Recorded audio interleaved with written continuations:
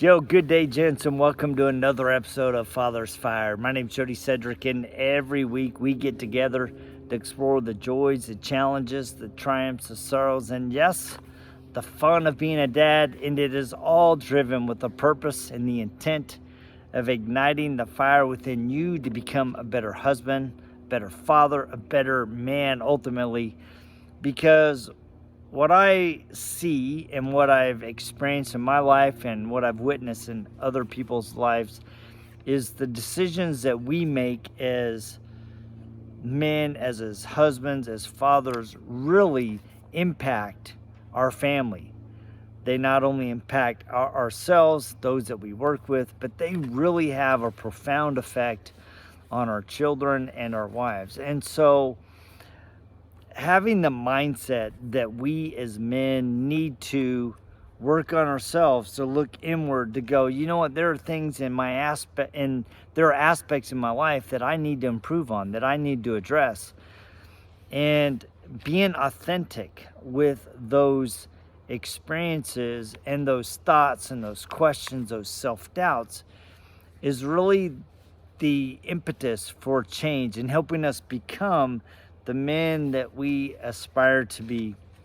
And I always love sitting down over coffee, on the phone, in person, on a Zoom call, visiting with men who have profound questions about who they are, their relationship with God, their relationship with their wife, with their children, how they can be fulfilled themselves. What do they need to do to grow and to become the man that they aspire to be? And I always love those conversations. And I had one of those conversations this week. Somebody very close to me gave me a shout. We hadn't talked in quite a while. And he said, "Hey, Jody, I have some things that have been really weighing on my mind and on my heart. And I'm wondering if I could just chat with you." So I gave him a shout after we played phone tag for a couple days.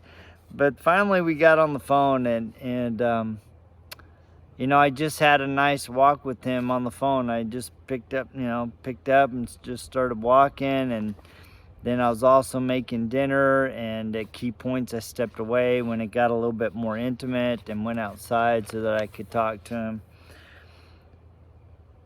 And there were a lot of questions that he had. What about life after death? What about my relationship with God? What about, my dad who passed on, and my relationship with my current wife, my only wife, and my children. And it was just a great discussion. And the questions that I think so many of us men wrestle with, and we don't necessarily have somebody that we can sit down and talk to. And so I thought I'd share some of the conversation with you. I didn't record it. It just, the things that were really, there were a lot that impacted my heart and my mind as I thought about him and our conversation. But there's one that I thought that I would talk about. And I think a lot of times we as men struggle with letting the hurt go of the past. And one of the things that he shared with me is like, "Jody, I've really struggled, and I know that it's impacted my relationship with my wife. It's definitely affected the relationship with my mother-in-law. But early on in our marriage, I made some very conscious decisions about how we were going to interact with my in-laws because of there was so much there's so much trauma and addiction and pain and sorrow, and there were decisions made that I just didn't want my kids raised around that. I didn't want them to have that kind of impact on their life. And so I was very deliberate, very conscious, and it's driven, while it served its purpose of allowing me and my wife to be able to create a family that we wanted to build together to break the cycle of abuse and addiction, it's also not allowed us room to rebuild those relationships. And I recognize that a lot of it's on me, because Jody, I just didn't want to deal with it in the past. And now looking back, I can kind of see the ripple effects. I mean, while it's been good on one hand, it's also, there's some negative consequences that have come from that. And now I want to make that right. How do I make that right when I look back at those decisions and I'm just like, oh man, you cannot believe how profound of an effect those had on your children. And it's hard for me to let that go because I have seen and I've dealt with the consequences of the decisions that my wife's family went through because of her dad and her mom. And as I was listening to him, I was reminded of an experience that I had going through the very heavy challenge with my son. And as we were going through this challenge, and I know I've been elusive about telling you guys about this, and there's a reason why, but I think we're getting close where I can tell you more of the details. But in short, my son got himself in a bit of a quandary because of some poor decisions that he made, and some accusations were thrown at him that had some potentially lifelong consequences.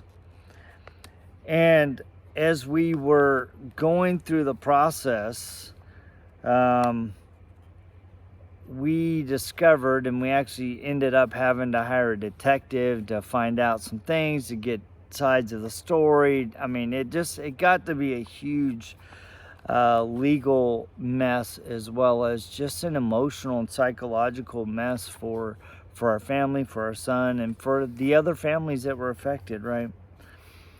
And there came a point where I had discovered through our investigations that there was a person that had vital information that could help my son's situation.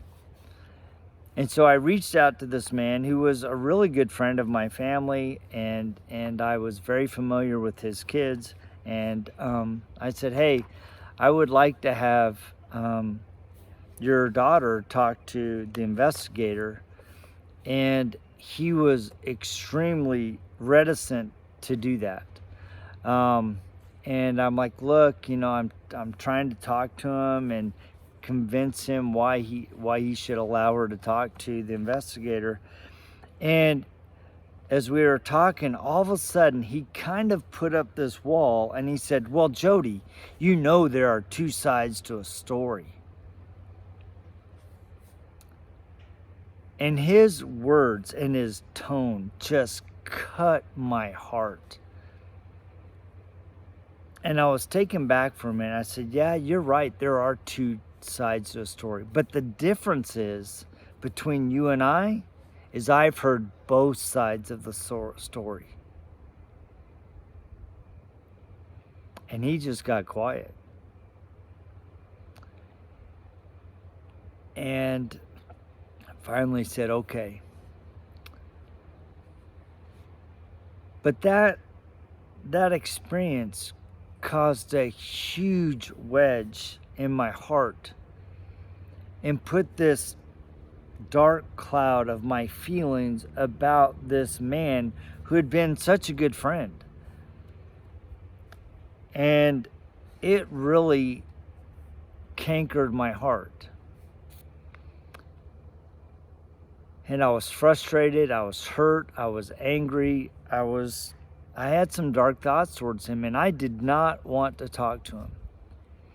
And it wasn't probably 4 or 5 months later where I actually bumped into this man in Walmart. And he saw me and he came beeline straight to me and just wrapped his arms around me and gave me a big ol' hug.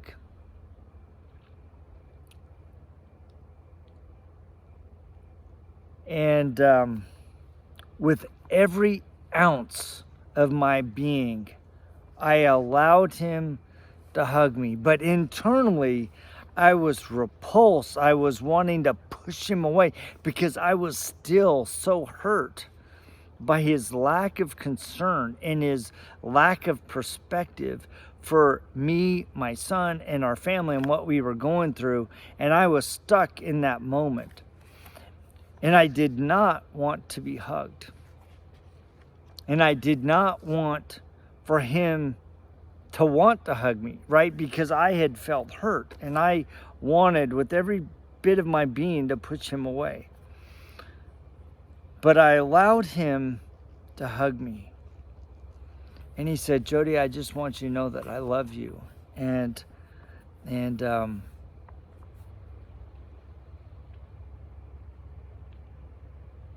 I just hope your family's okay.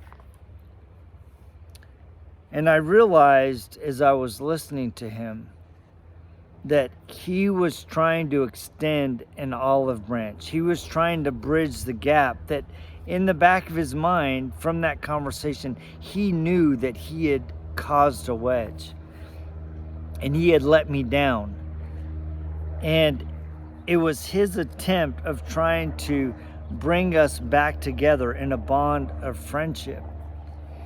And I'm grateful that I allowed him the opportunity to give me a hug, and I wasn't the jerk and push him away. But it also made me look at myself and go, what are you holding on to, Jody? Are you holding on to something that should be let go? Yes, you've been hurt. Yes, you've been let down. But is this something that you need to allow to continue to canker your heart because he's trying to make it right and you're still stuck here? And I think it's okay to recognize that I still have healing or had healing to do at that time. And I needed to go, you know what, Jody, you're holding on to something and he's trying to heal, and he's probably, after that hug, he went away and thought everything was great with us. But things were not good with me still. And I needed to allow myself the grace to go, you know what, it's okay to be hurt. But it's not okay to stay in these dark thoughts, in these dark feelings. And I need to do something to heal my heart because I'm allowing that experience to canker my heart, to canker my soul, to develop animosity and darkness and ill feelings towards somebody that used to be a friend. And somehow I need to figure out how to let that go. So I purposely started praying for two things. One, I started praying and asking God to help me see people as he sees them. Because I think a lot of times we look at people and we are judging them from the lens of our experience, either with them or from the way we've been raised. Oh, they shouldn't be doing that. And that is not allowing us to see the true character of their heart and who God sees not only as who they are, but also who they can become. My wife often says, you know what, Jody, we don't know the backstory of people's lives. You don't know the backstory of their morning, their day, their week. And we need to give them grace because we don't know the heartache, the trail of tears that went on in their house this morning, and that they're just trying to work through it. And so, yeah, maybe they're a little snarky, they're a little snippy, they're a little short with you, but it's not really because of you, but it's because of something that they're dealing with earlier in the day or through this week or even this season of their life. They're dealing with heavy challenges, and at that moment they weren't at their best. So don't judge them on a moment without understanding what's led up to that, because we don't see the trail of tears or the challenges that they're walking through on a very personal and emotional basis. The other thing that I specifically started asking God was, help me see what I can't see. Help me see behind the intent. Help me see behind the hug of really going, you know what? His heart is in a place of trying to heal both of us, to say I'm sorry, to make amends. And it's difficult because a lot of times our vision, both in our sight, our mind, and our heart, is clouded by the pain of yesterday. And we're not able to see the changes that have happened in their life that they've worked on to become a better person. And so many times we're looking at people out of the lens of yesterday instead of out of the lens of today, of them becoming somebody more than they were yesterday. And that's kind of the way I think, you know, this friend that I was talking to is, you know, he's still looking at his mother-in-law out of the lens of yesterday and not seeing that she has made some changes that merit them opening their hearts to her once again and having those opportunities to be together. I think a lot of times too, we hold back forgiveness. We hold back understanding. We hold back opening the door. One, because we've been hurt so badly. I mean, yes, it's raw, it's real, and that's okay. But we hold back because we want them to suffer. We want them to suffer in a way of bringing justice to our pain. And when we're constantly looking for judgment, we're the one that is trying to exercise the judgment. And when we don't really, like my friend, we don't see both sides of the story. We don't see what they were intending to do. We don't see the trials that they went through. We don't see the abuse or the trauma, the addiction, the things that they were working through. And so sometimes our vision is clouded to true understanding and true empathy. I think a lot of times we need to remember, and it's really hard, especially when we have been profoundly hurt in our life. And yes, let me be clear. If there's cases of abuse of you as a child or you as a wife or as a father, right? You have to do things to protect your children from the abuser. You need to protect yourself and all that. There is absolute 100% place for that. But learning how to heal from that pain, from that trauma, from that loss, from that betrayal of trust,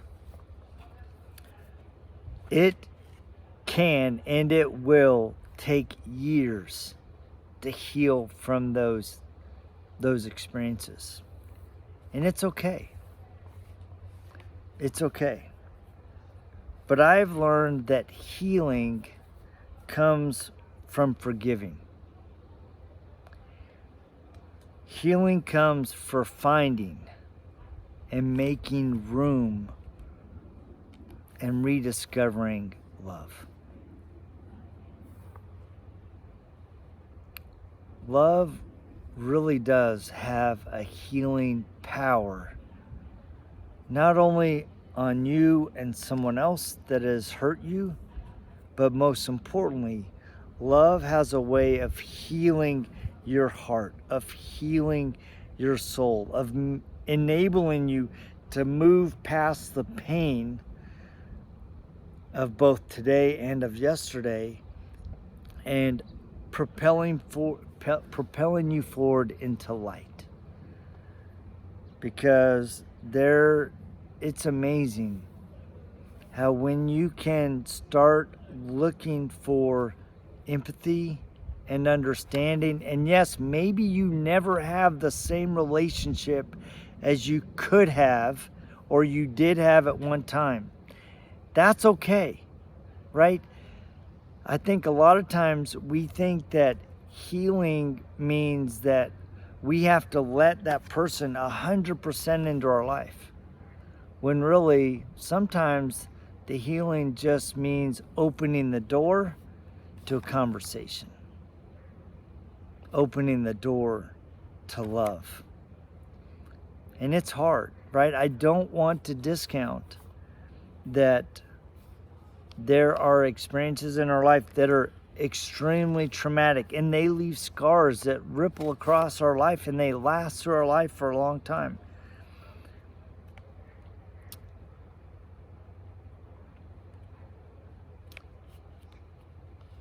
You know, I'm sorry, I'm thinking about so many experiences that I've had with my kids, and some of them, you know, I want to be respectful that it's their experience, but it's also my experience. And so sometimes, and I think you can be this way too, is there are certain experiences in your life that you need to keep within a small group of people until that moment when there comes somebody in your life that has had an experience that is similar to yours, that you, in that moment, open your heart to their experience to help them heal. Because sometimes, while your experience is so raw, it's so painful, it can be the blueprint, the guideline, the guidebook for somebody else working out of their pain and the sorrow. And it's tough, but I think there is a way to let the hurt go. But you need to give yourself grace to recognize that you've been hurt. You need to give yourself grace to go, you know what, I'm here and I need to go through these steps of grief, anger, disappointment, betrayal. I need to wrestle with all of those experiences before I can even get to the point where I'm ready to have a discussion about hello, let's talk about yesterday, right? It's okay to allow yourself the grace to go through the process of going, all right, I'm now at a point where we can even have the conversation. Or I'm now at a point where I can even let you in the same room with me, or put your arms around it and hug me. It's healing is a process, not only for you, but also for that person that hurt you. I think it's also, as I said, it's important to ask God to help heal your heart, to give you the gift of empathy, of understanding, of grace, of love, of forgiveness. And it's a process.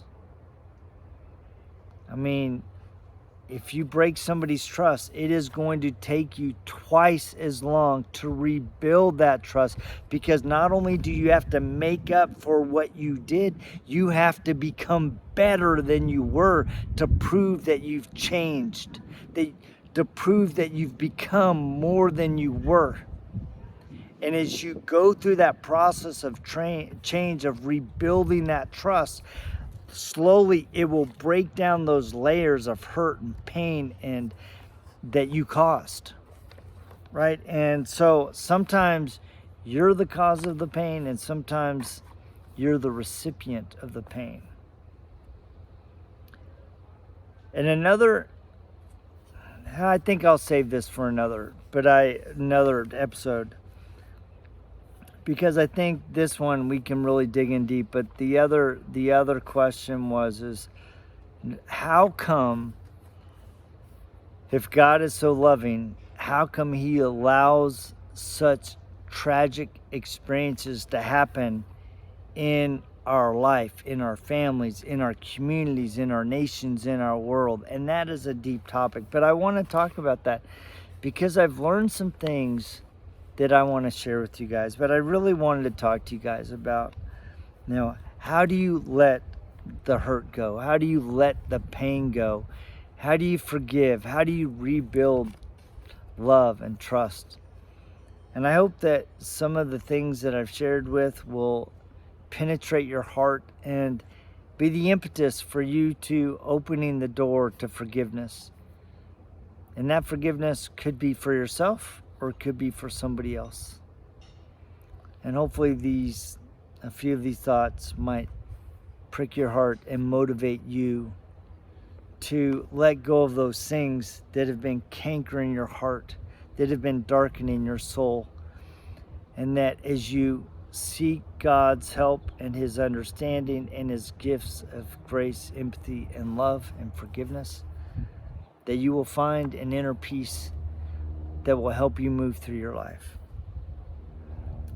Man, life's not easy. It's straight up, it's not, right? I mean, we get to grow ourselves, we get to grow with our family, we get to grow with our kids, and man, it's a journey, it's an adventure. It's got its ups, its downs, it's it's tragedies, it's got its highlights. But when I look back at my life, I've been married 32 years, I can see God's hand moving in my life more than I ever imagined He was. And I can see how those little experiences that were so tragic at the time have built the character of me, and they've built the character of my family. And I love what those experiences, while they were challenging during the time, I love what they've done for our family, what it's helped our family to become. So thank you guys so much for joining me. I appreciate you guys. And if there's something that you would like to comment on or would like me to explore, please shoot me a DM. I can have you a guest. I always love having a one-on-one discussion. But thank you guys so much for joining me. Please remember to like, share, and subscribe. And we will check you same time, same bat channel, just next week, right here on FathersFyre. See ya!